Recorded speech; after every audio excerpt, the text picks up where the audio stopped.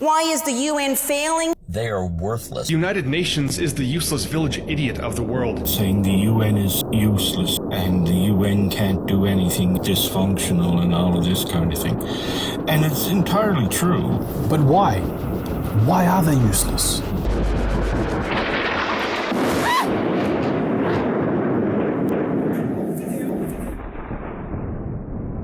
As we speak, over 11,000 and counting civilians have been killed. 4,000 of those killed being babies. Hospitals, schools, and places of worship have been relentlessly bombed. So why has the UN failed the people of Gaza? Countries differing so much in race and religion, in language and culture.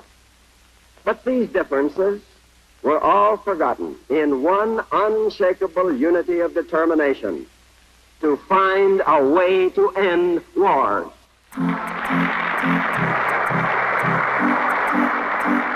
Let's start from the beginning. The story of the UN and the Universal Declaration of Human Rights goes something like this. After the horrific acts of World War II and Hitler's antics, the world and all of its countless nations came together to unanimously agree on one fundamental thing. Humans have dignity and rights. This is irregardless of your ethnicity and your religion. You can never allow the Holocaust to ever happen again. Reality though, not all countries came together and agreed on this amazing unifying declaration.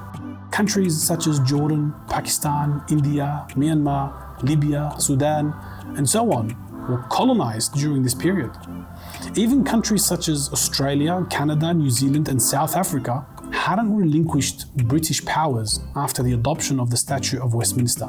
We don't really know what any of those things mean. Basically, they were still towing the British line. Although the UN is comprised of 193 nations today, other nations were not allowed to vote, as they were not sovereign countries free from colonization.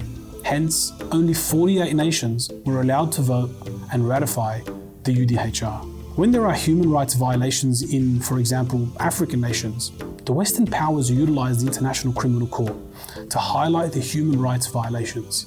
In turn, these nations are subjected to sanctions, limitations, restricted access to international monetary funds to essentially subjugate these nations to Western political interests. However, when a Western nation or its allies contravene human rights law, we were trying to have very limited damage to human beings. It is not held to the same standard or accountability as other nations.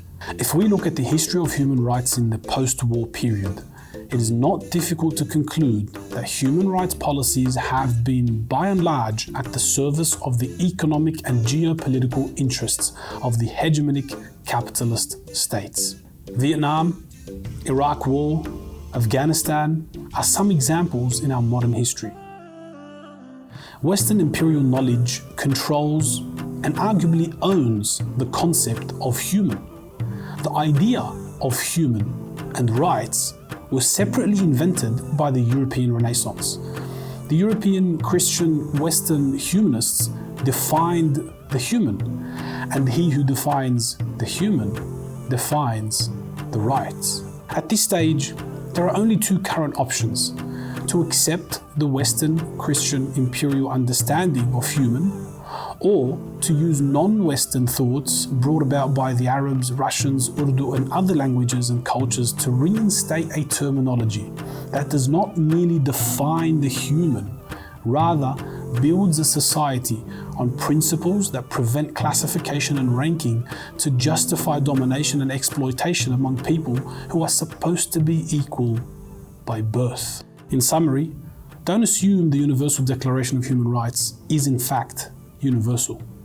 History has shown us that the UN has been a tool for Western imperial structures, and finally, coming to terms with a genuine search for a universal understanding of the human will level out the playing field.